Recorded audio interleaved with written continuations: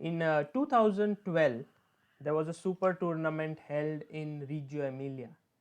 Some of the best players in the world took part in it. There was Ivanchuk, there was Morozevich, Nakamura, Caruana. It was one of the biggest events in the world of chess. Do you know who won it? It was a 17-year-old boy. It goes without saying that the boy was a prodigy. But he moved from strength to strength and became one of the top players in the world. Currently, he is world number 4. He's, he has an excellent sense of humor, and most of all, he is a wonderful human being. He recently won the Shenzhen Masters, and that's the reason why we have him today on our show. Welcome to Anish Giri. Sagar, thank you very much. After such introduction, I think we can just finish the video, and it's already a great video. I don't know if you can hear, by the way, my son has started to cry very loud. I don't know if it has something to do with your speech Or maybe just he wanted to be part of this interview. You know, you just put him in another room. Should I? yeah. I mean, I generally doesn't cry, but for on this occasion he decided to. But okay, let's hope he'll calm down once we get to look at some chess. Okay, Anish, one question which I had for you is why was there no tweet after you won the Shenzhen Masters? You know, we were all waiting for it. It's a good question. Actually, it was such a big moment, and everything was heading towards that. That at some point I realized that tweet has to be so good that it doesn't really exist, and I didn't want to. I didn't want to settle for second best or. And the expectations were just so high, and there was nothing that could really satisfy it at that point. So I decided to just let it go. You couldn't come up with something that could satisfy you, yeah? I came up with like 10 tweets, honestly. I came up with 10 good tweets, 10 great tweets, but there was nothing which was worth the, the moment. Okay, Okay. obviously I'm joking a little bit, but of course, yeah, I mean, I use Twitter for fun, and that point I had enough fun already, so it's all good. Sure. Yeah. So, we would like to look at few of the critical moments from your game at the tournament. But before that, we want to test you a little bit with your permission, and if you're fine with it. Yeah, let's see what is the Okay, so recently we had your good friend Vidit Gujarati in our ChessBase India studio, and we gave him pretty tough blindfold positions to solve. But to you, we want to give you a pretty easy one, but just to warm you up. So if you don't mind, I could give you one position. It's not what we signed for, but okay, let's try. I must confess I haven't. Seen the video. Vidit has recorded that video, but I haven't yet had the time to look at it fully. So probably I should have. But okay, let's try. Okay, so this one is well, we just want to tell our viewers that right now the board that you see in front of you uh, cannot be seen by Anish at this moment. So he is going to think in his head. So Anish, there are around roughly there are 8 pieces on the board. So white king is on g1, Mhm. rook is on g2, bishop is on h1, black king is on a8, queen is on f5, rook is on a7. Yeah, and on B, I think I saw somewhere passing on Twitter. Yeah, there's saw this position passing on Twitter. Yeah, the difficult part with you is But to unlike we did, I don't then pretend that I'm solving it. I just tell you that I know it. So there's the difference. yeah, I thought that the challenge with you would be that to find a position which you might not know beforehand. You know so many things. Yeah, no, I've seen this one simply passing on Twitter, and I saw someone suggesting the solution, and so yeah. Okay, so then maybe okay, I don't really ask you what it is, but there's one more that we would like to just show you, because you didn't solve this one. So white king a4, bishop d5, knight a6, knight c6, Mhm. black king a8, rook g2 and pawn e2. So this one is mate in 2. Oh. So it's king a4, knight a6, knight c6, bishop d5, rook g2, pawn e2, and king a8.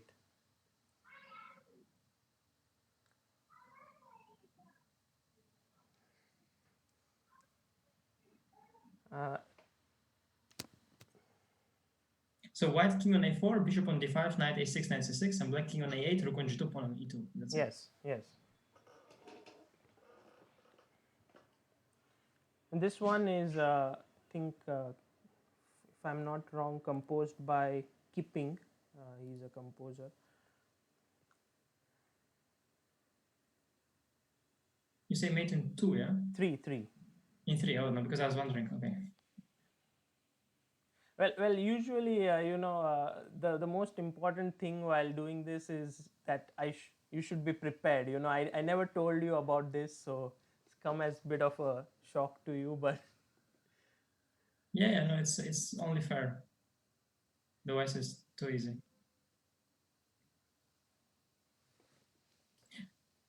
Yeah, I'm thinking right now about some king to b6. I'm just wondering through which square to do it, through b5 or through a5.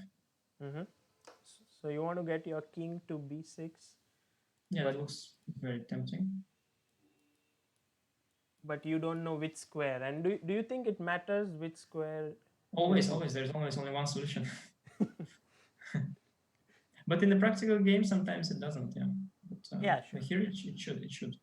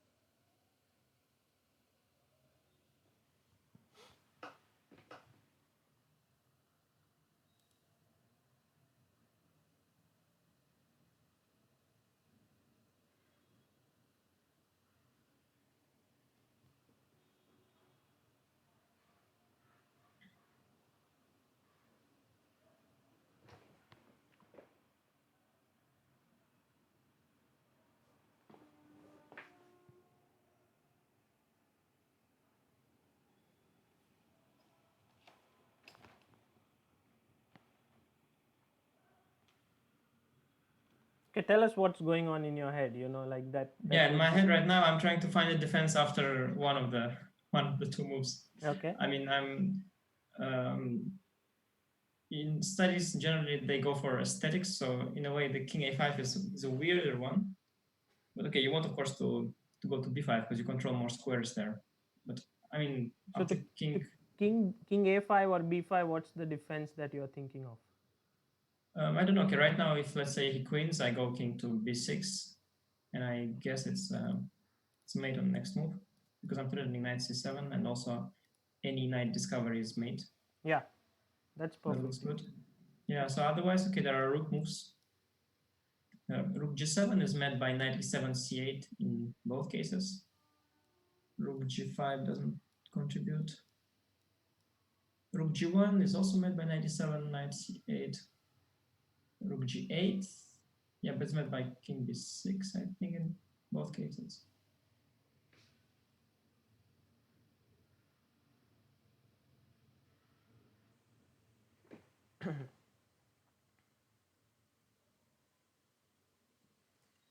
Yeah, I think you found the answer. The trick is, why doesn't rook king b5 work? Yeah, no, that's because king a5 it's nicer because you get to promote with a check, yeah. Yeah. And that's clearly the more study-like way. But let me think about king b5.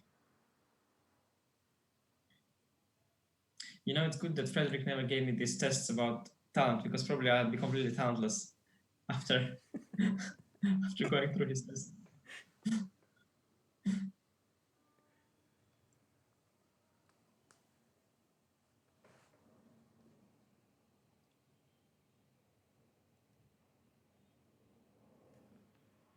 Yeah, it's Actually, not so relevant because you already found the answer. So, um, Well, let me still give it a shot. sorry, Let me still give it a shot a bit. um, I couldn't get you. I mean, let me still give it a shot after Ah, king yeah, yeah, d5. sure, sure. I should find the defense. I mean, in the worst case, always in such situations, you can do it by elimination, yeah. Mm-hmm. Because king b5 also actually threatens knight e7, so e1 queen is met by knight e7, and king e7 knight c8 mate. Right. So it's actually much more tempting of a solution at first.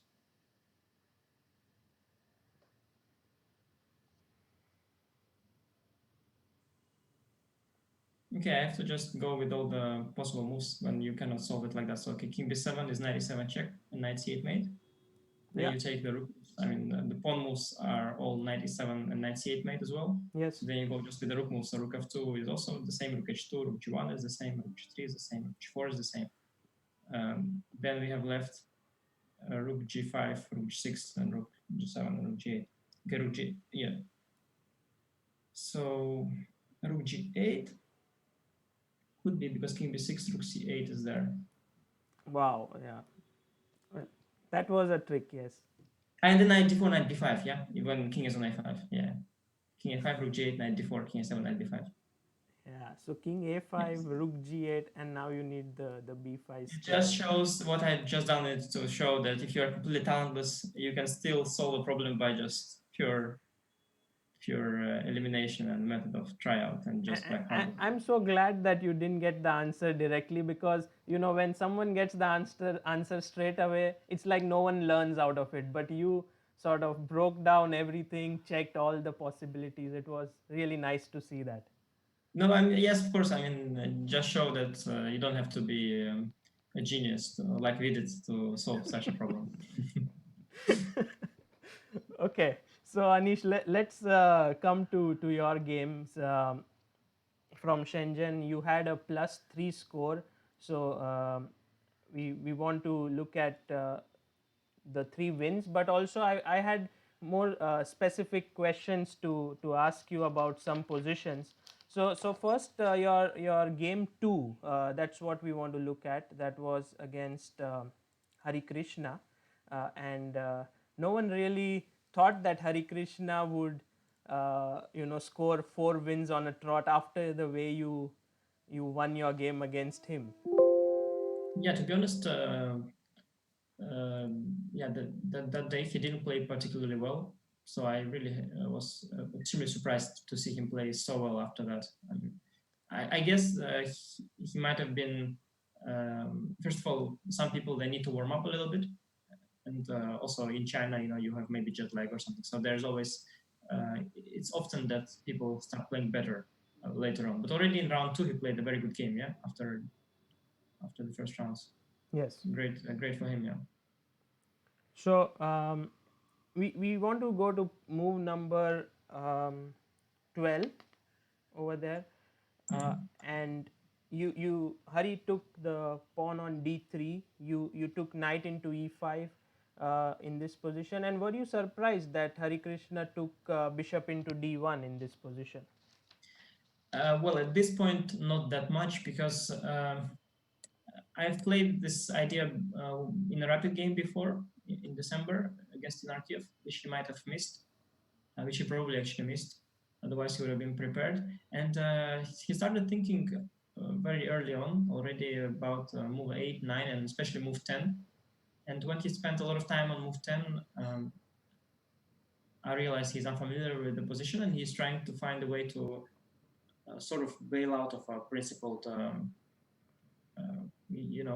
approach. So I think he was hesitating already move 10 about bishop takes f3 quite a lot to Mm-hmm. get a worse but maybe tenable position. And I think similarly on move 12 he hesitated already quite a lot because I think he wanted at this point to just get a worse but defendable position which is clear to him rather than go for complications which he is not aware of. And I am, because I played very fast at this point, so I was pretty prepared. Yeah. So had he played it all instantly, I would have been shocked. But given the amount of time he spent and clearly it was obvious what was going on in his head. Given all that, I was not surprised that he took on d1. Yeah, because queen f5 is the principled approach here, but he took on Yeah, d1, and then you took knight into d3, and here after bishop b3, do you think knight c5 is also, you took back a into b3, but knight c5, is it a good move? yeah, I had a little bit of a memory glitch in some sense because I've seen bishop takes d1 before. It was played by Marcus Rager against Jordan Van Forest, the Dutch player, in the same World Rapid and Blitz. And I've looked at the game, and I remember the game when knight takes d3, bishop b3, ab, which I was sure about. Uh, and I remember the white was better. And during my game with Harry, I was thinking for very briefly, I mean for a minute, and I was looking at this knight takes c5, and I thought it is better for white because I win a pawn. And I saw, okay, he will proceed with bishop c2, knight b7, rook e8. I have to go knight f3. Maybe he goes knight a4. I mean, my knight is slightly odd on b7, so I might have to give back a pawn to recover the knight. But I thought I was better, but I was so sure that I remembered that AB was the right move that I just decided to not trust my calculation and just trust my memory instead. Hmm. In fact, I later looked; both moves are very good, and yeah, in a way, I mean, knight c5 also would have led to an advantage. AB also is a big advantage. So in that sense, I Right. haven't done much damage. Yeah. Yeah, you took AB, and then what I really liked is how you centralized your pieces with knight e4, bishop f4, rook c8, rook a d1, and I mean the really the nice idea was g4 and king g2. Had you seen that before, For or sure. that was? Well, I have to say that I played extremely well in the game, to be honest. Yes, yeah. But I have to say that the moves he was making, they were not very challenging in sense of, I mean, they were very solid. They were not bad moves. But after each of his reply, my reply was very obvious to me. For example, had he not gone rook fd8 on move 18, but had he, let's say, gone h6, which I think was a stronger move practically, then I would have to consider f5 after g4. And it would take me much more time and effort to decide on whether I want to allow g4 f5, knight g3, fg4, hg4 trade, because some sort of a structural change has happened. And I might have even, perhaps after h6, maybe made a waiting move. I don't know, maybe beat king of pawn, bishop h2, and wait for rook d8 and only then go g4. He might also consider to go f5, for example, 18 f5. Then I would have to take a decision whether to go knight g5 or knight g2 or knight c5, which I think knight c5 is unlikely to be a good move, but knight g5 or knight d2 is a very principled deviation. Hmm. So in some sense, I think he played the game not well because he hadn't asked me any question. After he played rook f d8, it was completely obvious to me that I should go g4, and there is no reason for me not to go g4 because there is no f5, there's nothing. It's just a good move. Yeah.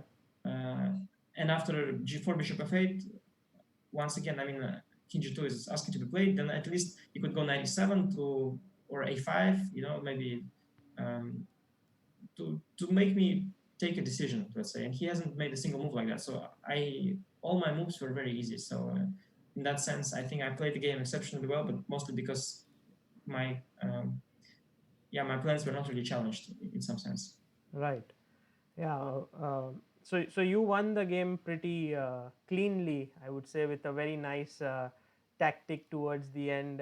It was in this position on move number 25. You took Yeah, on yeah. d7 and then knight f6. Not at all difficult, but very clean victory. Yeah, well, as I said, I mean, he was playing moves that looked all right. I think he saw his position is very solid, and he probably thought that he can, by just not committing big mistakes, he can sort of slowly, simplify the game, perhaps eventually crawl out. But it seems that in this position, I have really a lot of ways to improve. And once I go f4, f5, and knight comes to f4 and e6, then already I don't even need many tactics. It's just position will just win by itself. And then already he allowed me these tactics, but I think before allowing it, he had actually already no choice because knight comes to e6 and the position just collapses. So I Yeah. think he might have slightly underestimated the long-term danger of the position because in fact, structure. If you look just at the pawn structure, um, Black's pawn structure is extremely fine. Yeah, he has pawns a6, b7, c7. He has pawns f7, g7, h7. It's all very very neat. Um, he has no weaknesses actually at the moment. His only minor problem is that his rook is tied down to a c7 pawn, Yeah. and this knight on c6 is of course misplaced. It's typical when knight is on c6, pawn on c7, and pawn is on c3. The knight is restricted, and the c7 pawn cannot advance further. So this pawn c7, knight c6 is this Italian problem that you have in Italian defense from the start, and you have it often till the end. But other than that, I think he felt that he can afford to just stand a little bit, and eventually it will be fine. But I think I just have enough resources that simply I do g4, f4, f5, and I keep improving my position, and eventually to actually win. Yeah. Great. So this was your first win in the tournament. You are 1.5 out of 2. Uh, in the next round, you were up against Ding Liren, and the critical moment to see is move number 13, because here you played the move b5. How did you decide on this move? And it's quite interesting. It is actually not a good move, I think, because in general, in this structure, I want to push b5, Yeah. and I want to do that. I think mostly to develop my c8 bishop to b7, and also to stop in the long run the advance of b4. Yeah, because White's long-term plan is to go knight c2 and then prepare b4 and eventually b5 and the clear d4 pawn. So b5 is a good response. Often b5 is the way the colors reverse in Benoni. When black advances with b5 in our game with b4, then you stop it with b4 in our game with b5. Yeah? So you stop this advance Yeah. before b5. So b5 is a planned move and it's a good move. The thing is that here it's a pawn sacrifice, and somehow, especially also this pawn on f4, which is slightly weakening White's e3 square, it gave me an illusion of a very good compensation. Because after b5, I thought if he takes on b5 twice, I play queen b6, he has to go a4, Yes. then I play bishop a6, and to be honest, I haven't calculated it very very much. I just saw the knight is hanging, and if knight goes to a3 or bishop a3, similar, then I will go knight c5. And I thought sort of d3 pawn is hanging, d3 pawn is hanging. All my pieces developed very smoothly. Yeah, I mean, I've went bishop a6 with the tempo, queen b6 with the tempo, knight Yes. c5 also with the tempo. It's all coming out. White has sort of optically, to me, it seemed ugly.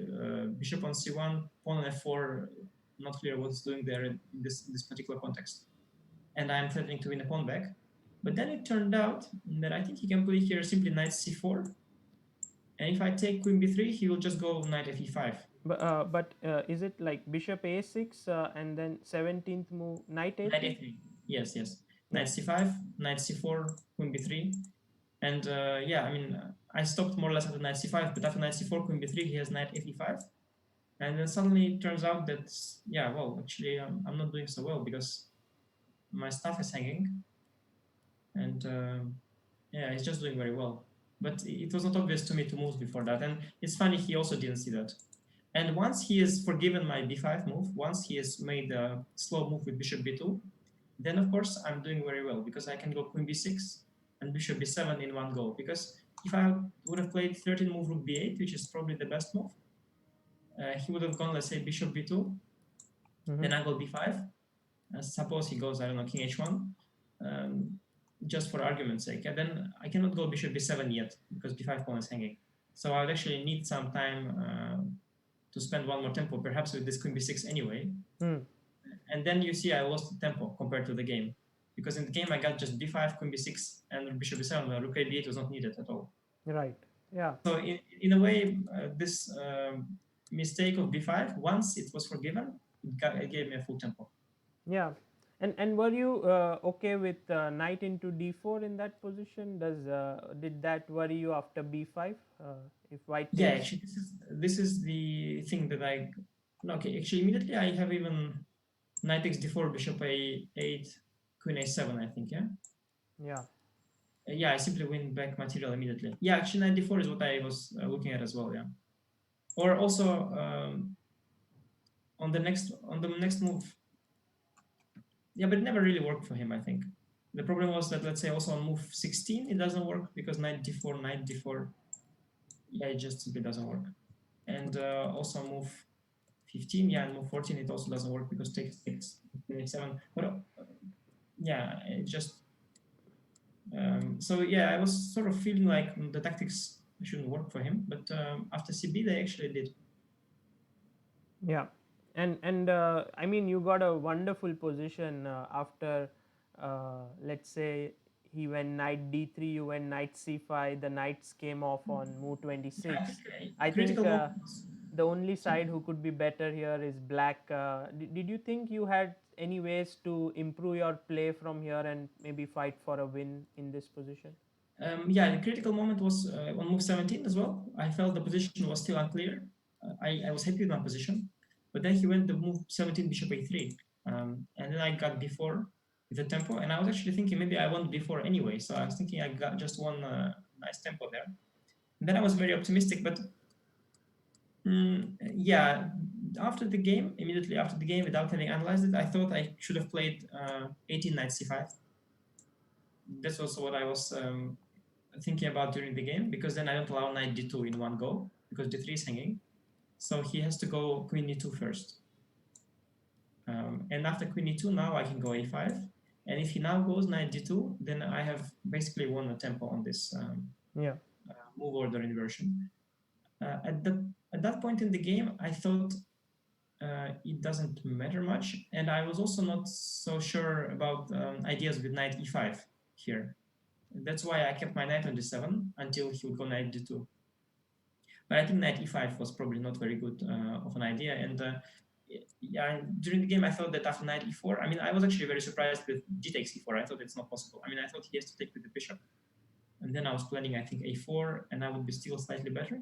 But after de, at first, I thought I'm just much better because I calculated e5, and I calculated to move g5 here, after which is more natural. After which, if I go natural bishop g7, he goes f5, and then he locks my bishop. But I can go bishop e7, which is a little unusual, but I thought it was very strong. And he cannot go f5 here because g5 is hanging. And yeah, after g5 bishop e7, I thought I'm doing much better. But then he went this move 23 f5, which looked to me very strange because I can go bishop g5 and have all the dark squares, and his knight is still not on d3, and his bishop on g2 looks very ugly. But then, as I was thinking about bishop g5, I realized after bishop c1, positionally, I've done myself a favor by trading off these bishops. Hmm. But after, let's say, bishop takes c1, queen takes c1, if we suppose we have an endgame, I'm probably just winning. I need to reroute my knight to c5, and he has a treble bishop on g2, and it's over. But with queens on the board, actually, I've traded off my last king defender, the bishop on f6.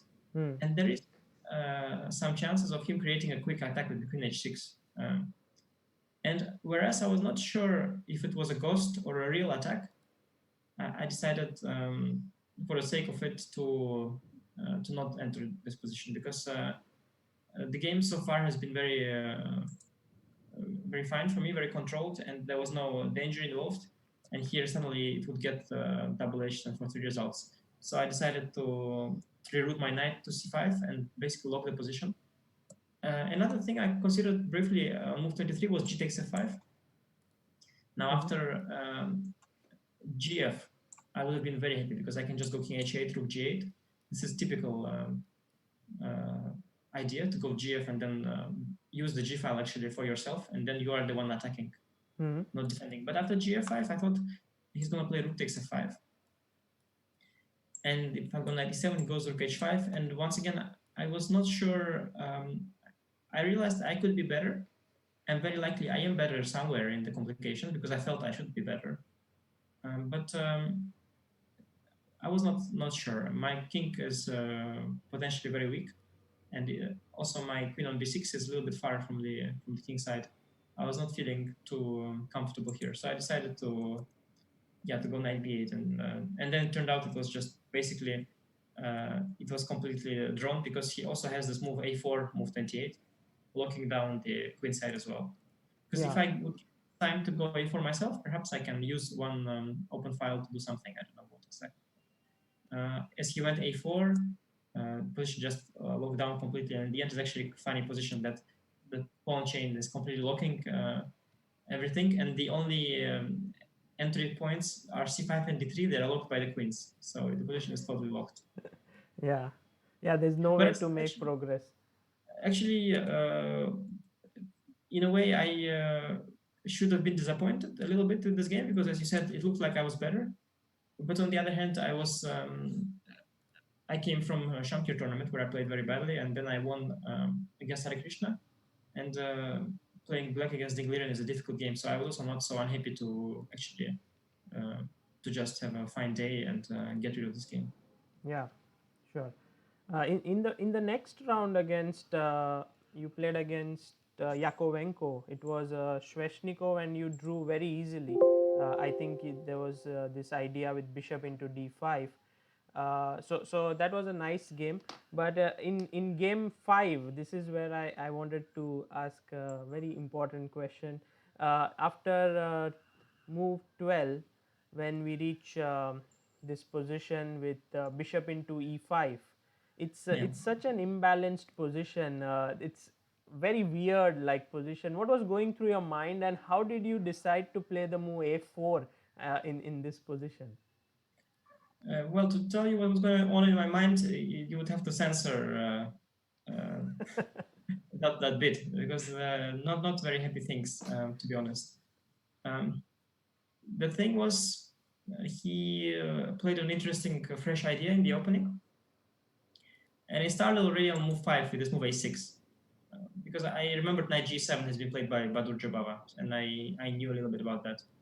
And the move a6, it has confused me a little bit because after knight e7, d4, and then you can take everything on d4 and go a6 then. I remembered that position, and if I wasn't, if my memory didn't serve me badly, I think a move I wanted to do was bishop e2, Mm-hmm. or at least there was a move that I remembered was decent, or perhaps any other bishop move. But after a6, I have to first commit my bishop, and then he will still be flexible with his knight on g8. For example, if I go bishop e2 here, he'll go knight f6. If I will go bishop a4 or c4, he will start with b5. Then once again, depending on where my bishop moves, he will decide what to do with the knight. So in some way, he had used an interesting move order, and I thought that to punish him, I should probably take on c6 and go d4. And actually, just as I played it, I realized that I missed that he can take and play bishop g4 because the position is a little bit similar to a variation in the open Spanish where the pawns would be on c7 and on c2. Mm-hmm. That would be actually open Spanish with bishop d6 peculiarly. And there the reply is e takes d4, queen takes d4, f6. But the fact that there are extra c pawns attacking d4 pawn gives him the opportunity to take only once, because automatically I was calculating take twice on d4 and then f6. And then I would be very happy with rook d1, and the endgame would be very good for me because I would be ahead in development, and my knight would go immediately to c4, and d6 and b6 points would be weak. But as I went d4 here, I realized that, okay, wait a second, this is not the open Spanish, not the exchange Spanish, because here he can take ed, cd, and now he doesn't have to take one more, he can go bishop g4. And as I saw that, I suddenly realized that I have wasted everything. And my position is, certainly not very good. Certainly, I don't have an advantage. Mm-hmm. So then I had a choice either to play normally, let's say d takes c5, knight b2, and so on, but without any hint of an advantage, or to do something principled. And I decided, okay, let's just go for it, at least not admitting my mistakes, sort of, and just push forward with e5 and dc. And then I realized that not only was he okay in general, which I already knew, that he didn't even have to take the e5 pawn. He could play, let's say, 11 knight e7 and have compensation. Mhm. But what I missed was that after taking on f3, and he would take on e5, and here why what I thought was not for children's ears was because I realized that after rook e1, which was originally the plan, he has long castle. Mhm. And after rook e5, he has rook d1 check, king g2, rook c1. He would regain the piece. And for a second, I thought, okay, well, maybe I can still pin him as well. Yeah, rook e8 check, king d7, rook b8.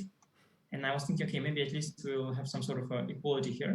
Yeah. But then I realized that it's not equality because his king is much closer to g8 knight. So what he needs to do is just play king e6. And then, for example, f6, king f7, h5, rook h6, and then he is unpinned. Or even I see now king e6, g6, king f6, king g7, and unpin his knight. Whereas my knight on b1 is really stuck forever because my king on g2 is way too far. Wow. So it was not exactly a fair mirror here. It's not exactly a mirror image. I mean, his position is much better than mine because his king is much closer. It's So I very realized, curious position, like both the rooks yeah, are yeah. pinning. Well, I mean, yes. At first, you might think that it's just sort of balances each other, but then you realize that white is totally lost. Yeah. And as rook e1 is not possible, the whole position is basically not. I mean, there's no point behind my play. Then I was at least hoping that it would take him a lot of time to regain the pawn.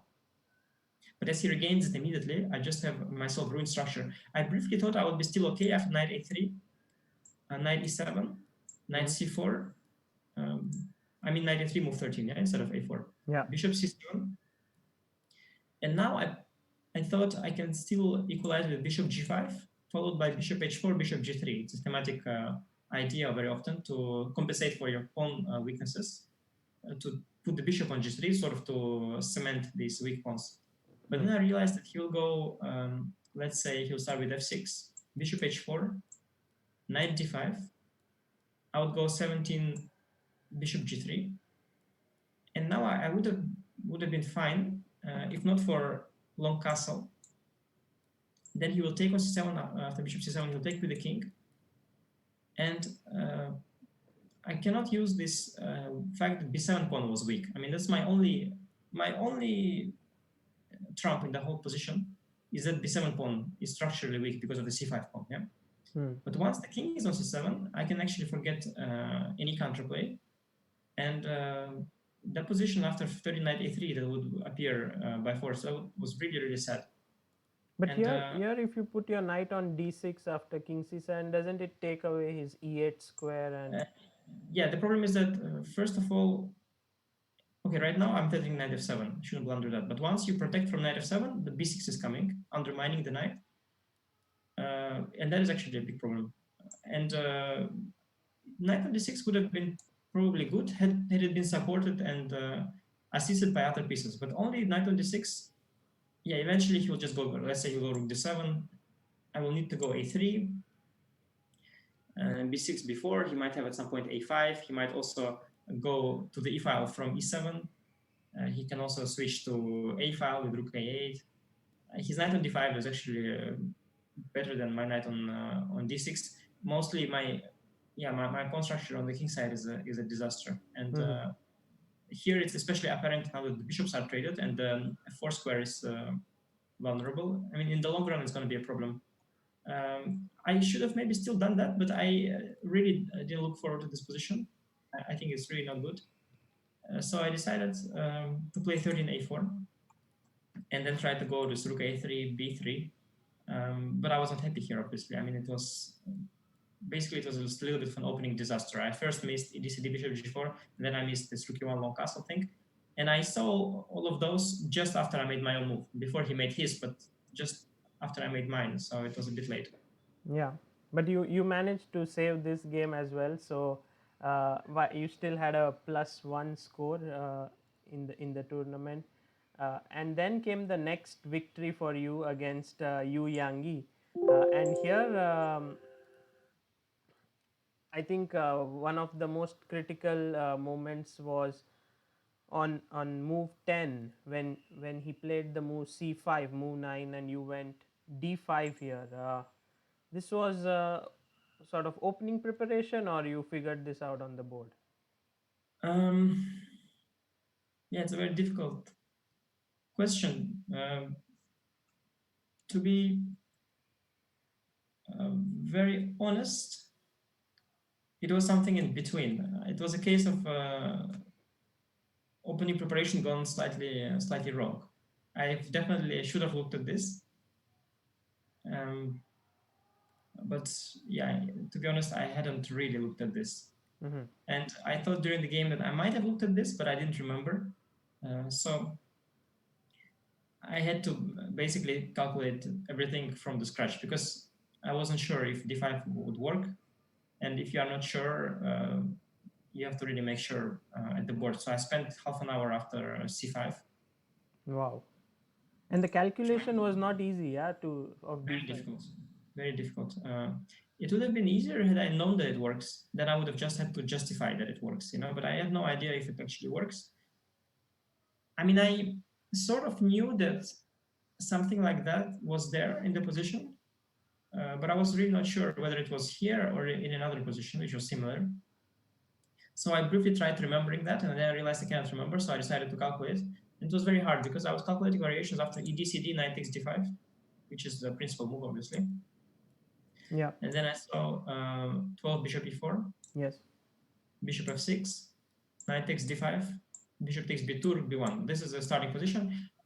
Well, at first it was, this I saw very quickly. I mean, rook b1, and if he moves his bishop from b2, Mm-hmm. I have knight f6 check. Let's say bishop a3, knight f6 check, queen f6, and bishop d7. And I win material. Yeah.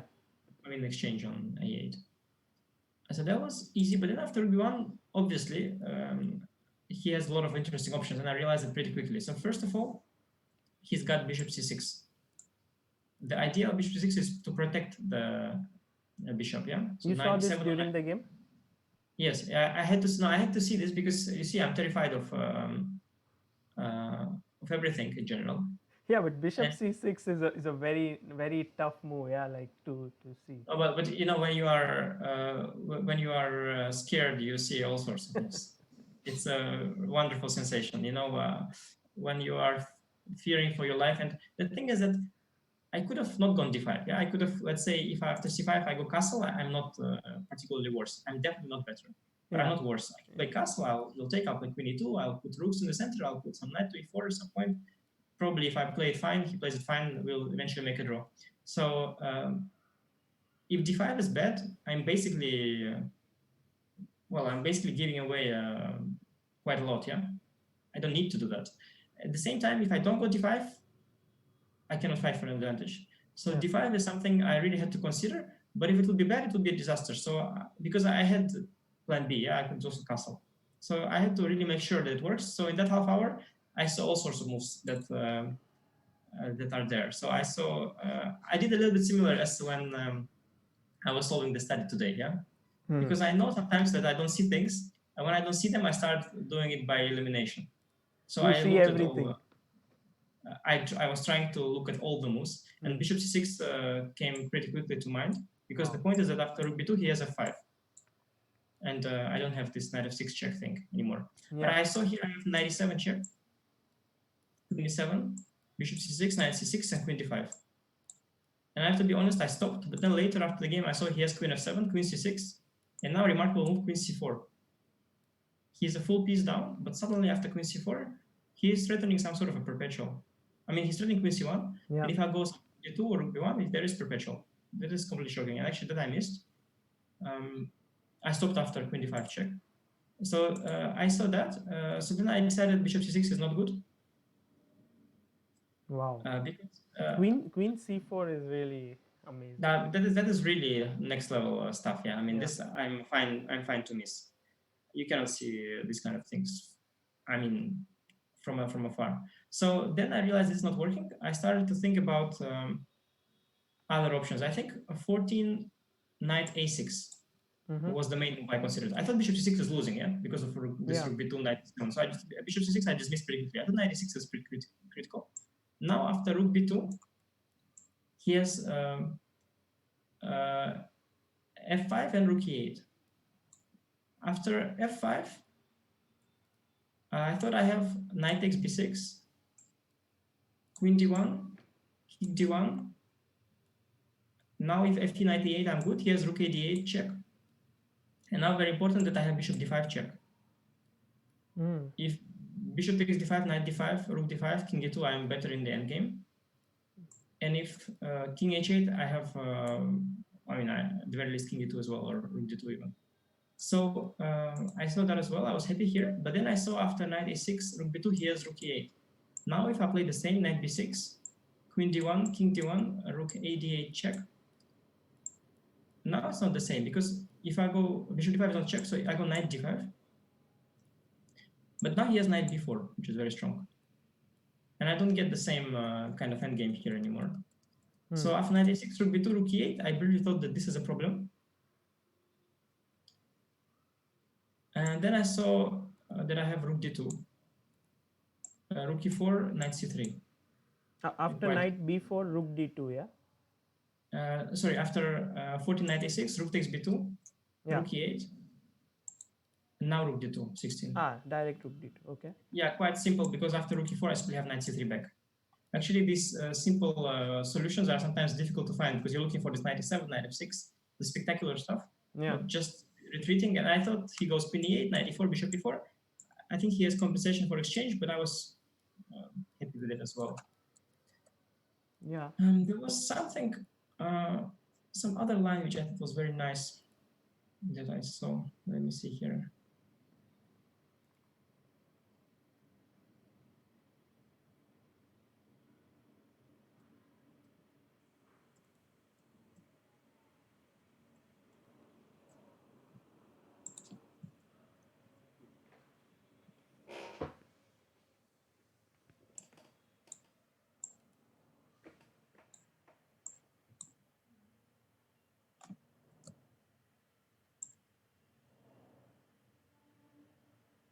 Yeah. Nice line was that after knight a6, rook takes b2, f5.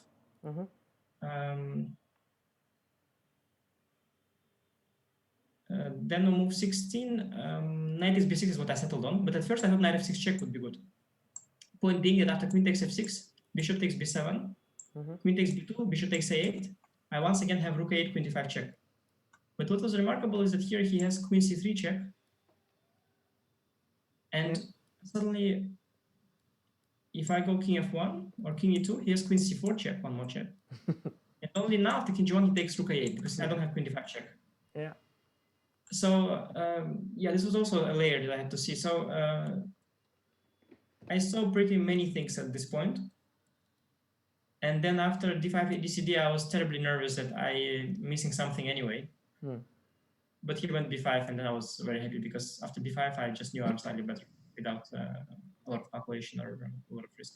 Yeah, it was a very unique situation where you were scared, so you were calculating a lot, but at the same time you were brave that you wanted to play d5. Like you had both the emotions. No, I mean, of course I'm scared not of a particular thing, or I'm not scared of my opponent, or I'm not scared of the position, but I am. I guess I'm scared of, I don't know, miscalculating, or it's hard to describe. Basically, I realized the moment is very, very critical in the position. Right. Because it's really d5 or no d5, and d5 it works or it doesn't. So yeah, I had to really calculate a lot here. And as you saw, still I miscalculated. For example, I saw now while putting the moves in the browser that after f5 there is some move bishop d3 back, queen d5, queen e2. And this move queen c4 in the end of the line is also something I missed. So it's very hard to calculate in chess. But at least what is always good is if you see more than your opponent, because my opponent also hadn't seen these things, otherwise he would have gone for it. Yeah. Your opponent simply he played cd and played b5, and then you got this end game which was pleasant for you, and you started grinding him. But I think when you reach this pawn up end game, maybe somewhere around move 55, you can say you had this extra pawn. Were you like positive that you could convert this endgame? Well, there are a few critical moments. I thought. I think the most important moment was move 42 already Mm-hmm. after king g6. Uh, what I did, rook a7, rook f2, rook a6, clearly is huge for white, a lot of chances. But you already see that it's likely that c pawn will be traded for a pawn. Yeah. When that will happen, I will have 2 against 2 with e3 pawn, which without the bishop and knight is a draw, not easy but a draw. And with bishop and knight, of course, gives white more chances, I guess, because Mm-hmm. any extra pieces would give me more chances. But still, the draw is very likely. So in a way, it's clear that what I do allows some potential for drawing tendency to appear. Yeah. So in that sense, I was very hesitant, and I spent a lot of time about the move 42 rook f8 or rook f3. Rook f8 more logical. The point is after rook f8, you can take the a2 pawn, but then I have a 4 against 2 here, Mm. and he has 2 pawns on the queen side. And after rook f8, rook a2, this drawish tendency is actually not there. Right. So this is actually purely from a logical point of view, it is a stronger move. But then I started to calculate, and I started seeing that he goes a5, then a4, then I was trying to keep both pawns under control with some rook c8, rook c5. I mean, first I need to secure my f pawn, yeah, so f3 or f4. And I somehow tried to stop both the pawns, but they kept on going slowly down.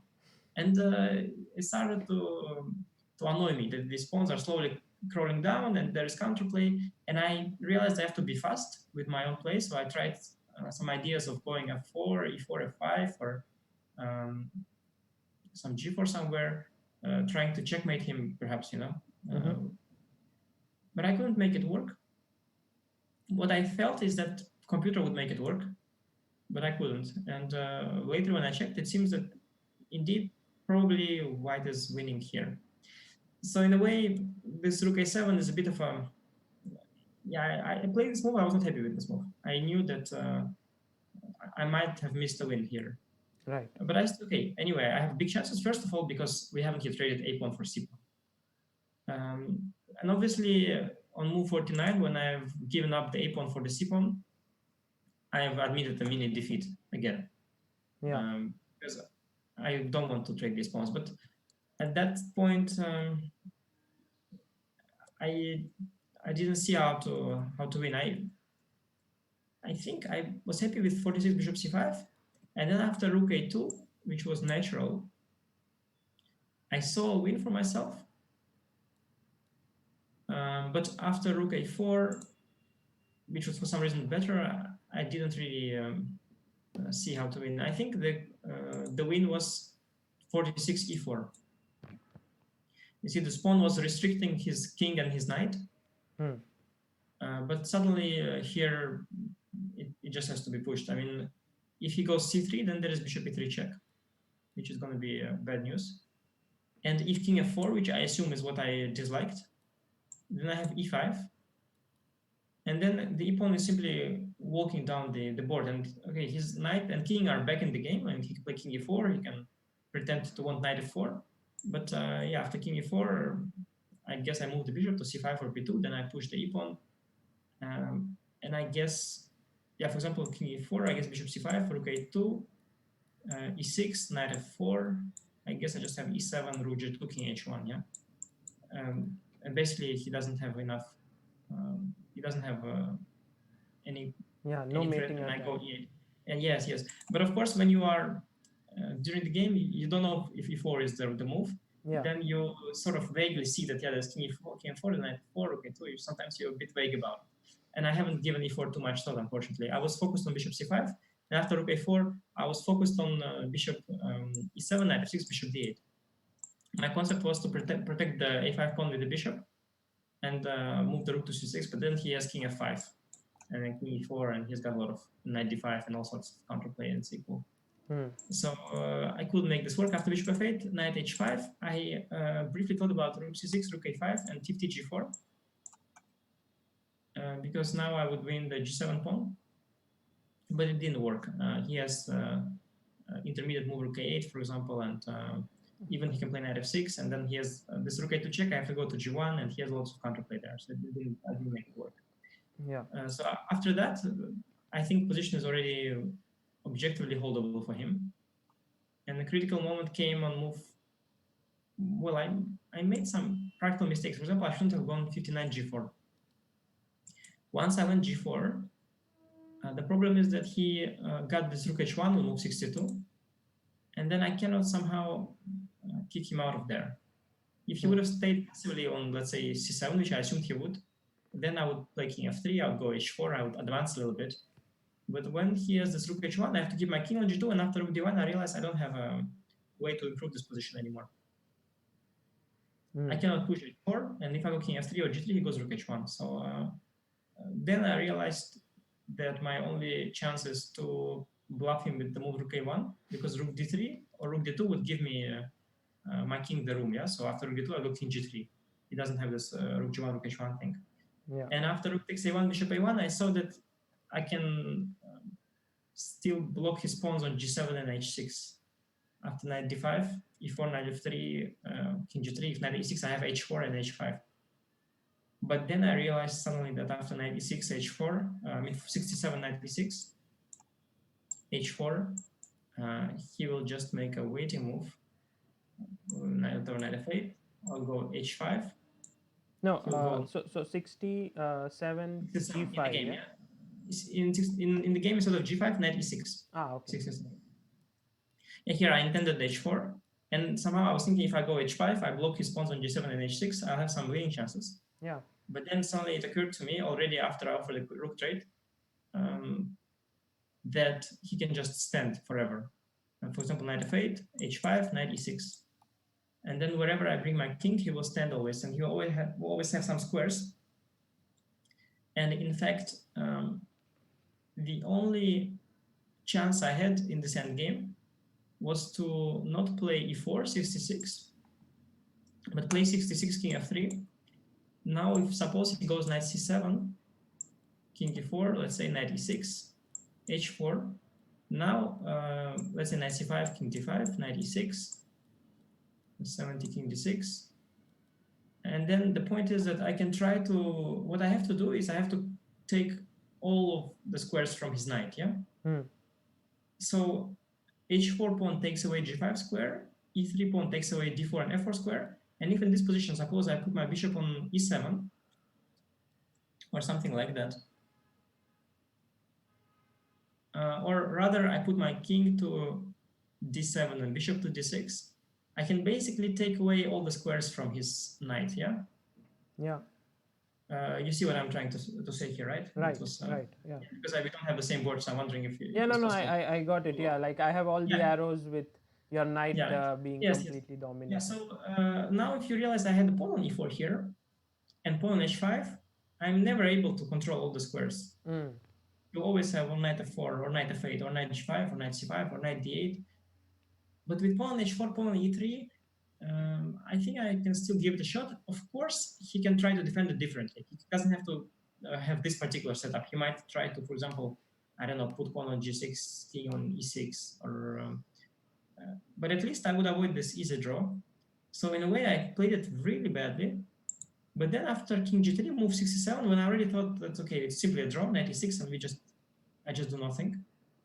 I mean, I will play h4, I will bring my king to, I mean, still to d7 or whatever, but I cannot take away all the squares. It's just physically impossible by now with pawn e4. And it is basically just, he would have to just play knight e6 to another square, back to e6, to another square, back to e6, and it's a famous mechanism. And one time, actually, I got quite angry on my friend Adiban, because he played the game with Gawain Jones in the last round. And he was fine the whole game, he was slightly pushing, and then in the end, the game turned around, and the guy had a bishop. He suddenly got a similar position to this, and all Adiban had to do was just have such a setup where his knight would sort of jump away and then jump to blockading square, then again jump away, jump to blockading square. Basically, it would be a dead draw. Instead, Adiban started to try to activate his knight, go all the way around. But of course, in such endgames, bishop and king, they control the knight, and they will dominate it eventually. And I remember I was very angry at Adiban that he has done that, because that was really a pity for him.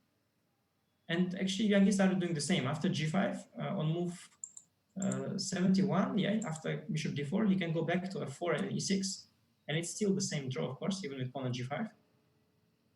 Although with pawn on g5, I have some ideas of sacrificing the bishop on g5 at some point, with king to f5, bishop to e3, or something like that.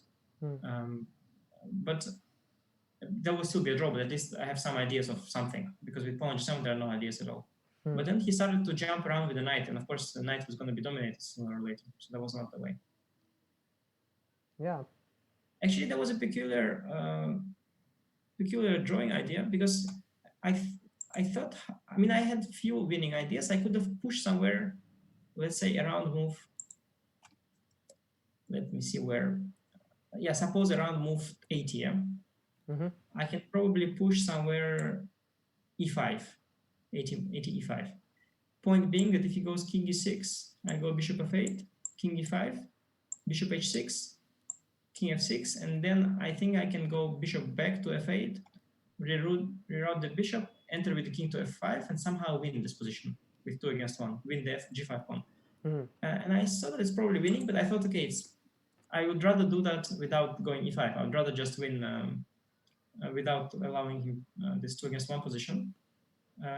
But in the game, I thought I dominated the knight very well, but there was a very nice drawing idea which he missed. On move 87, he can play knight f4 check. Okay. Wow. And of course, if he goes knight e6, he's happy. Though I wondered at this point if he already realized that he should go bring the knight back or still not, because he done it from the starting position, yes. But yeah, knight f4 was objectively good because, of course, I was counting bishop f4. F4. Now, if my king was still on d3, it would have been an easy win, yeah, because I would go king e2, king f6, and then let's say king f2, yeah, or whatever. But here I have to go, I thought I go 89, king c4, king f6.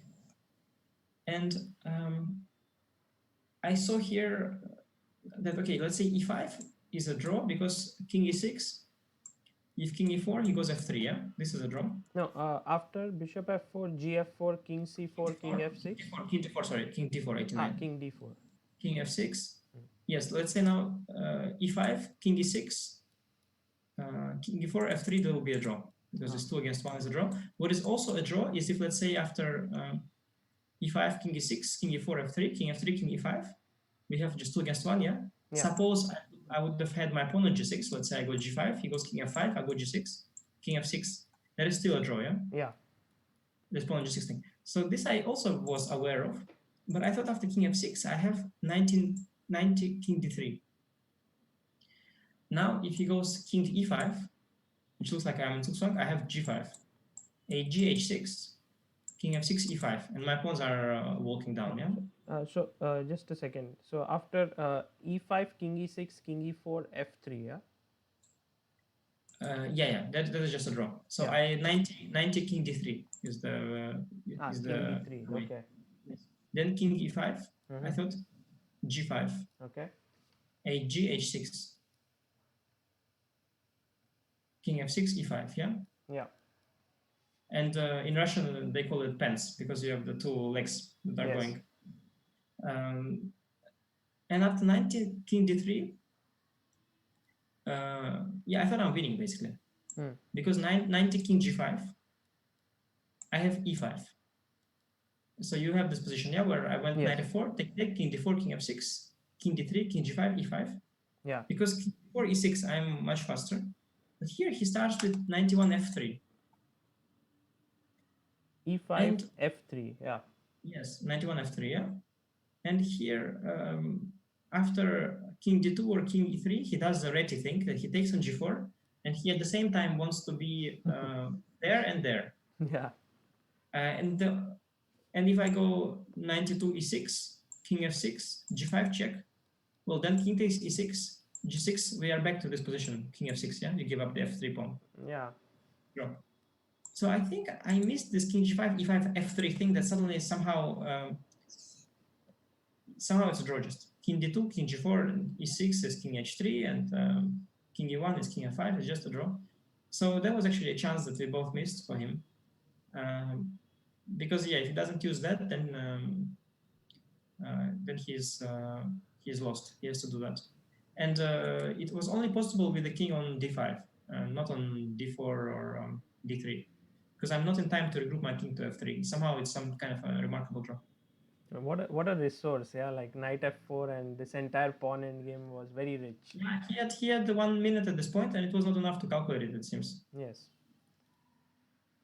Wow. Yeah, this was a fantastic endgame. It looked on the outset pretty drawish, but I see that it was very deep and there were a lot of Well, points. yes, I read also some headlines. Someone said that I grinded the end game or something. But I mean, that's really not how you define this end game. I mean, it's not like I grinded it. I mean, he had various ideas to make a very nice draw, a Yeah. thematic one, and yes, just he didn't find them. So it was not really a case of me slowly, converting some drawish end game. It was just yeah, it was just an end game that he didn't manage to defend. Yeah. No, the last game is the most critical one in your tournament. But before that, you had three draws against Hari Krishna, Ding Liren, and Rapport. Were you tensed in any of the games? Well, I guess Harry, obviously, I was in huge trouble. Yeah. The opening went very wrong for me, and I mean, already on move 8, I realized I messed up the move order. And to be honest, on move 8 already, which is really early, I was like 5 minutes into the game because I mixed up the move order within like 2 minutes. I remember there was one line where you have two options to start with one move or start with the other, and it didn't matter. Hmm. But it was not this one. Here it mattered. Here you have to start 7 bishop b7. Actually, the position is after 7 bishop b7. If white goes rook e1, um, Yeah. here you can start with c4, bishop c2 e6, or with e6, bishop c2 c4. And both are okay. And that's what I misremembered. But it was not that 7 c4 or bishop b7 are okay. It was that this is both deviations are okay. But after a4, I have to go bishop b7. After c4, I got into this bad position. And to be honest, I was really, at first I was thinking I'm just going to lose immediately. And then I thought that, okay, I looked at him and he was sitting there because the game just started 5 minutes into the game. And he was focused and he was sitting there normally. And I thought that, okay, but wait, the game just started, yeah? Shouldn't be that, that it's already over. I thought, okay, he looks kind of focused and tensed, and let me at least try to give him something to think about, and to challenge him a little bit, because maybe if I challenge him, he will make a mistake. So I had to try to find a way to not lose immediately, because actually it's very hard in this line, because I wasted some important tempo. I'm not developed simply. I'm in position after 1193. My bishop is on f8. My pawn's already hanging, and I have to basically give up a pawn somewhere in order to finish my development. Hmm. At the same time, you don't want to give up a full pawn, because then you're just a full pawn down, and Harry will convert it easily. Yeah. So I had to find some kind of a way to develop, at the same time not give a full pawn, maybe give a pawn and had some compensation. So I was very worried. But then after I found this, I think 13b3 to me felt wrong. I thought 13d3 was more challenging. But computer says b3 is still very good. Take, e6, bishop a3. Turned out it was a game of Swidler. I didn't know about that game. Mm-hmm. So some rapid game. I mean, I followed that tournament, but not all games. I think I must have missed this game. And I found bishop f3, bishop f3, bishop e7, which is a better defense than what he found. And now after knight e6, king f8, actually I thought that I'm more or less okay, because I go g6, king g7 next. But he has some very strong idea here. He has, I think, 18 c4, Yeah. d4, queen c4, knight e5, which looks fine for me, queen d4, knight f3, gf. And this position looks to me, at first, very fine, because pawn structure, I'm just a king, because he's got all these isolated pawns. Knight has d5 square. All I have to do is get my king f8 to the safety. But I'm just not in time. And if I start here with knight d5, I don't even know why it's bad. But I assume there is some computer tactic here after knight d5. Mm-hmm. Maybe rook c1, bishop d6, bishop d6. Yeah, you see, you have to know these things. You cannot find it over the board because it is so counterintuitive. King g8. Oh, well, bishop e7. By the way, it's very beautiful here. I see in my browser. After Okay, I got it. So it's like 24, knight d5, rook c1, bishop d6, bishop d6, king yeah, g8, bishop e7. Yeah, queen e8, queen a4. queen a4. Wow. Yeah. Yeah, okay. I mean, I didn't even know it until now, until this. Queen b8, queen a7, queen e8, rook b1. Yeah, it's some kind of 97 queen. It's like this ancient game of Capablanca, famous one, but much. Yeah, there could be some fortress, but if black could wriggle out, but it's not possible. Yeah, here Yeah, after no, rook I mean, b. probably not. No, well, he didn't see that. It's impossible to find. I mean, it's very hard to find this. It's Yeah. practically impossible to find this whole line. So he went 20 rook e1 and c4. And then I should have defended better because I went for the position after king g7, move 23. I thought first it's hold. I'm gonna hold it. I thought I was already the worst is behind me and I can hold it because it's all on one wing and I have Yeah. the knight to d5 eventually. But then I realized as I was thinking that I'm in deep, deep trouble and I was worried about 24 g4, which is very energetic. The thing is, I was worried about that eventually bishop comes to c3 and it's going to be some kind of deadly pin. He went h3, which is also very nasty, 24 h3. And now my first intention was queen a5, 24, bishop b4, knight e5, bishop a5, knight c4, so it's an endgame. I was very happy here. But then I saw he goes bishop c3. And I suddenly got afraid that I might never get rid of the pin, yeah? Suppose he has pawn on h4. I had one such game against Rothstein, and if he has pawn on h4, and if I go h6, g5, he'll go h5. And otherwise I can never unpin. e5 is not possible here because I guess d3 even. So I was very concerned about this endgame suddenly. I mean, not because it's an endgame, but because simply I might be in the long run losing my f6 knight. So 24 queen a5 was not possible, and then I realized that, well, actually my position is really bad. I mean, it is extremely bad. Because also afterwards, I mean, I went this queen a5, 26 d4. I saw this d4 coming. It was very nasty. My rook on h8 doesn't have a8 square, doesn't have b8 square, doesn't have c8 square. It doesn't even have d8 square. It just, you know, I mean, the bishops and the rooks and the queen, he controls all the squares. And rook e8, I was worried he will pin me with bishop c6 eventually. So my position was really, really bad. And I think the turning point was move 29. I think he might have planned 29 queen e2. Yeah. But then actually he said queen d8 after the game, which might be also a way to try to defend. But I was thinking knight takes d6, bishop d7, rook d8, queen takes e5, 31, yeah? Yeah. King h7, queen d6. And now he's a piece up and a pawn up, but I have queen a7. And I win back the bishop at least, and I'm just a pawn down. And I know this endgame because I played once against Peter Svidler, same endgame with black, and I looked at it very recently. It's a very bad endgame. There are some drawing chances, practical ones. I mean, let's say he goes queen f6 and then rook d1. It's very, very bad, but there are some drawing chances. And I think he didn't want to go for something like this. He wanted more, but he didn't find that more, and he decided to do something instead. And I think he started to get too nervous here because he started also playing, I think, a bit on my time because I was low on time. I mean, he moved like 30 queen h4. It was just trying to surprise me, you know? Yeah. Queen h4 clearly was not in the right direction. And then eventually I got an endgame, which I think is after move 40, the endgame I think is holding, but not so easy either. There is, by the way, one funny moment about this game.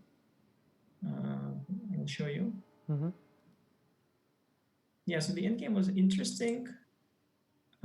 Let's go to, let's say, move.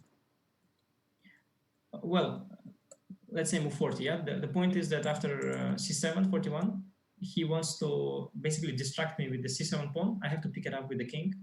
Yeah. And while I pick it up, he will try to take as much of my king side as possible. And then move 48, I go knight b6, trying to activate my knight. And after king f5, I go 49 g4, which is very important. important for me to trade down a bit, because if I lose all the pawns, it's going to be 3 against 1. But if I trade down, it's going to be 2 against 1, and 2 against 1 is usually holding. And here he had the point of knight b6 is if he goes h4 here, trying to keep all the pawns, 50 h4, then I go g3, f3, knight d5. And I have knight e3, knight g2 counterplay. Wow. That's why it was important to go knight b6 to move 48 and not do this immediately. Hmm. And after in the game, king f4, g8, gh, move 51. Then I thought it should be draw, because if he wins the h5 pawn, I will come with my king to f5, let's say. But then there was one peculiar moment in the game. He brought the bishop to g3, 56 bishop g3, felt very clever, because if I go knight d2 like I went, logical, king g5, king e4, 57, king h5, and originally I didn't see this king f3 from, I mean, here I already saw, but let's say when he just went bishop g3, I didn't see king f3, and I thought to go king f5. Mm-hmm. Because that was how I would defend if the bishop was somewhere on e3, let's say. Yeah, but this also looks draw, yeah? Yeah, but look, it's peculiar. It's not, because it looks draw, but he goes king h6. I go knight f3. Mm-hmm. Now what I saw, if the pawn would have been already on h4, I would have king g4. And if he goes h5, he can never do anything. King g7, king h5, yeah? That would be a draw. h5, knight d4 is draw. But he has 60 king g7. And this position is actually remarkable, because I thought he's just losing, because f6, h4, king g4, king f6, and it wins, yeah? Mm-hmm. Knight takes h4, bishop h4, king h4, f4. Or king e5 is a winning pawn in game, yeah? Yeah. So for a second, I had a moment of, I mean, a while before this point, I already saw king f3, but a while before this, I saw this line, king f5, king h6, and I thought, wow, I'm losing. It's amazing. So then, out of desperation, I found this king f3, knight e4 idea to go counterplay, basically, not to defend passively.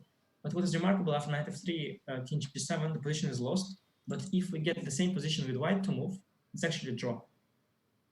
And that is absolutely remarkable, because the point is that if now h4, then king g4, king f7, the king is one step further than on f6. And now knight h4 is a drawn pawn. Okay. At the same time, king takes f7 doesn't help, because knight g5 check, yeah, in the starting position. With pawn on h3. So this is just a mutual suksuan. And that is completely unbelievable, I thought. Wow. So if what I did wouldn't work, then what is very funny is that move 56, king d5 draws, because king d5, 56, king g5, king e4, king h5. No, one second. On move 55, 56. You played king d4, yeah? Yeah, bishop g3, and now on move 56, I played knight d2. But I could also go 56, king d5, g5, king e4, king h5, king f5, king h6, yeah, knight d2, king g7, knight f3, and we have this position, but I lost the tempo with the king, and now it's a draw. Wow. So this was another way to hold it, but fortunately I saw this move 58, king f3, and it's very nice that I have 61 f6 check, which is a very, very beautiful way to make a draw. Actually, instead of 51 f6 check, there is also 61 knight g4.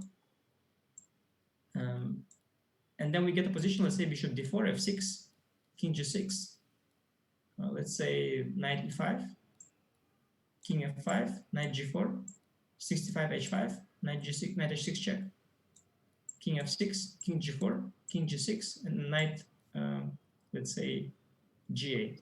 So we have position, white has king on g6, pawn on h5, bishop on d4, I have g4, knight g6, knight g8. And this position is actually just a draw, because he cannot win my knight, and I will stay with my king somewhere behind the pawn. And as long as he attacks my, let's say I go king h3, he goes king g7, I go king g4 back. I mean, if bishop was on g5, yeah. So this is also a draw, but barely, yeah.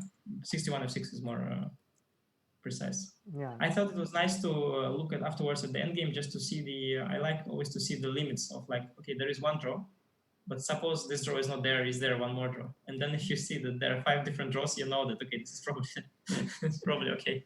Yeah. And if there's only one draw, then you know, I mean, this basically gives you an idea of how difficult to hold such an endgame is. And this endgame, it seems that it is tough, but there is some small margin there, let's say. Yeah, it was this position of mutual zugzwang was very beautiful, that you had to lose a tempo there. Yeah, I found it completely unbelievable that this position is actually Michel Susang. It's remarkable. Yeah. Uh, but last game, I have just one position to ask you from there. Is on move number 14, yeah, like you played this opening, I think it's well known, I mean bishop into c6 has been played before, but then you play bishop e3, bishop b6, and here, I mean, it's natural to keep these pawns which are sort of disjoint, to keep it that way, but you went and you took on b6. It's something which is quite unique. Yeah. Well, like you said, bishop takes c6, bishop e3 has been played once. I don't think it's, let's say, well known. There was one game, Malakov against Leko, and it was played in some team tournament, I think, and it's not like it is sort of a well-known tabia, but it is known for people who studied this line, let's Yeah, say. yeah. Though I have to say that my opponent, for example, to reach his position, he spent already more than half an hour, so he didn't have it very clear in his memory. Hmm. But yeah, after bishop b6, bishop takes b6 is a new move, and of course, I mean, it is highly unlikely I would have played this move by myself, but I noticed it in my preparation, so it was something I prepared. I've looked at it because I looked at the variation that the computer was giving, and it looked very bad, the way he defends. So then I wanted to see, like, okay, let me just see how black makes a draw here. This I tried to make a draw. It turned out to be not as easy as it looks. And then as I eventually worked it out into an idea, and I decided to play it in this game. Yeah, I mean, you played a great game because it was not just about just chess moves in this game. It was also about the pressure of the last round must win situation, and Hari was also fighting against Ding, and if he drew, you had to win. So all of this, I think you maintained your composure very well in the last round. Yeah, the of course only hesitation I had before the game was that this particular idea is of course leads to a very simplified position, and in such a position, one slip is enough for game to end in a draw. So I had to really take care before and during the game that I played out well, because yeah, if it's so simple already, then one small inaccuracy and the small advantage goes away immediately, just a draw. Yeah. So I was quite concerned around move 16 because I was already out of a book. At least I didn't remember anymore what to do after b5, 16 b5, and I was very happy after move 19, knight d3, and especially after 20 a4, because I saw that now my advantage is stabilized. I'm slightly better, and uh, there is no more opportunity for him um, to not have to defend. Basically, the game will proceed. And I was very happy to know that. And once I saw that my advantage is stabilized, I was already very comfortable, and I didn't know if Harry would hold or not, but I knew that at least I can now, I can do my thing here at least. Yeah, and then you won the tournament, and yeah, it was a great win for you. uh, what would you say is the role of your second Erwin Lamy in your chess career, like if you had to say? Yeah, that's a very, very good question that you asked, because very often people don't ask these questions, and um, they of course just correlate the player who plays, but of course the role of people who help you and support you, and second is a very important. Um, it plays a very important role, because you have to, when you prepare, you take decisions together.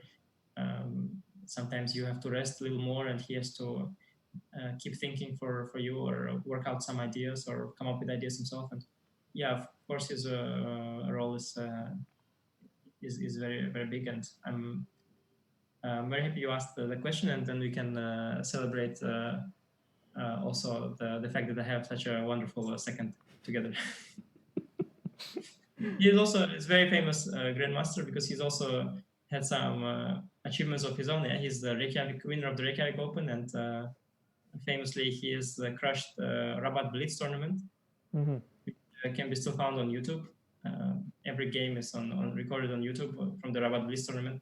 He's Okay. beaten there Mamidyarov, and yeah, these are some events that all which are basically part of chess culture already by now.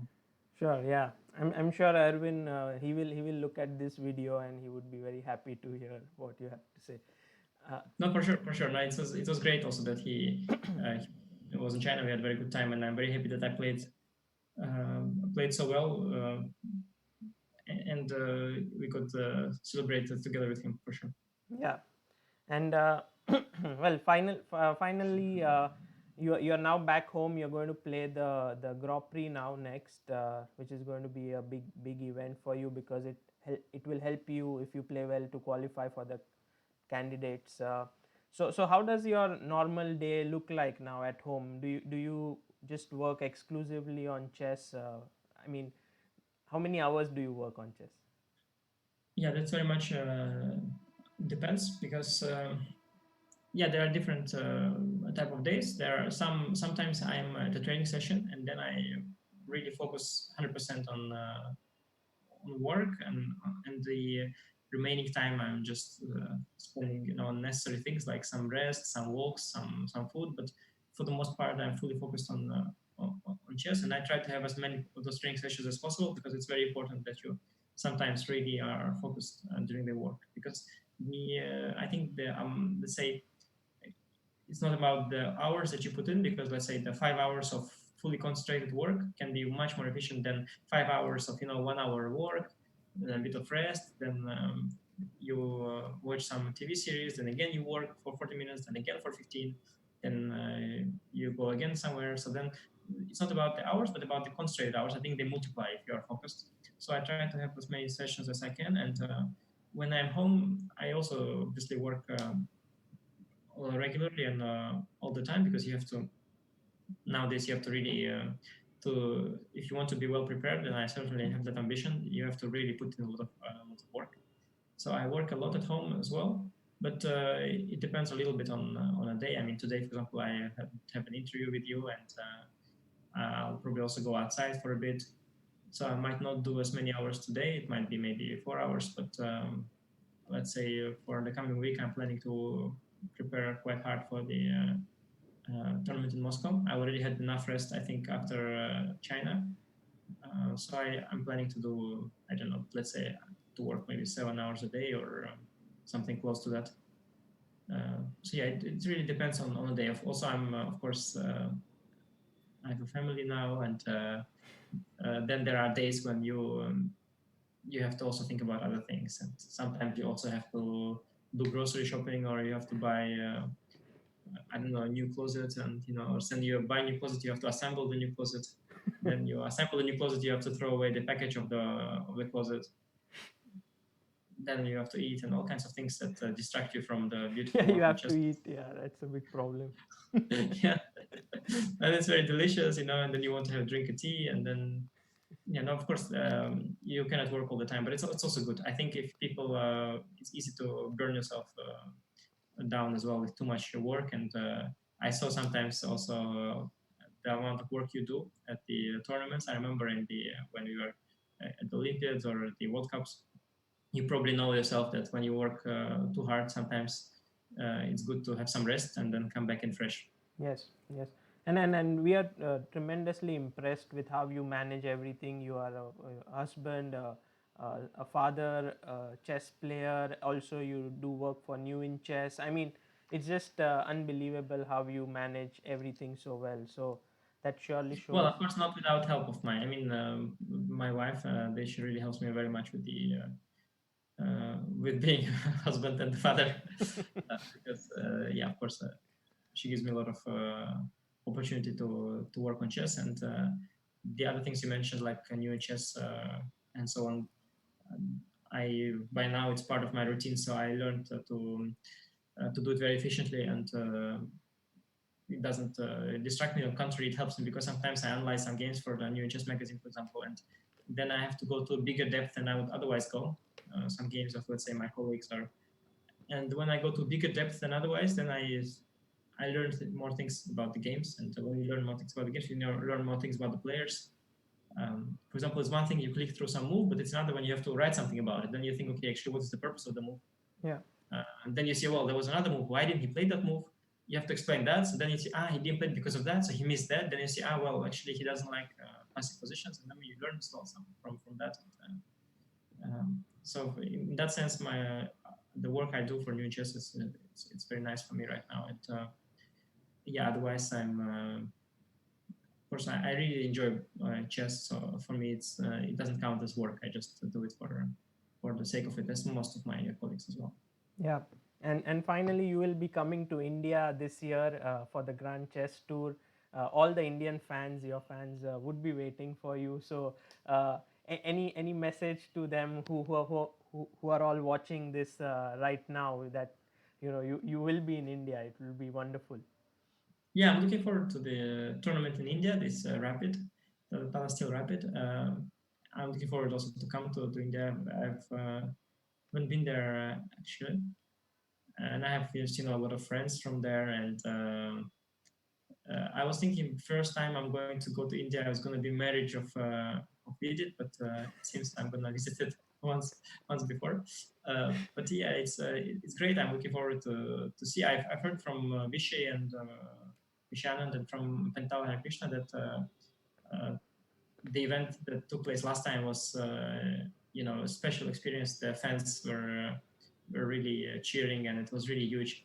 And they both were very happy with how it went, and I'm looking forward to see that myself. And yeah, of course, I don't know to what extent I have personally Indian fans, but I'm always happy to see young Indian players, and it's great to see people who love chess and who are ready to work hard on chess, and that's why I really love the Indian chess community for sure.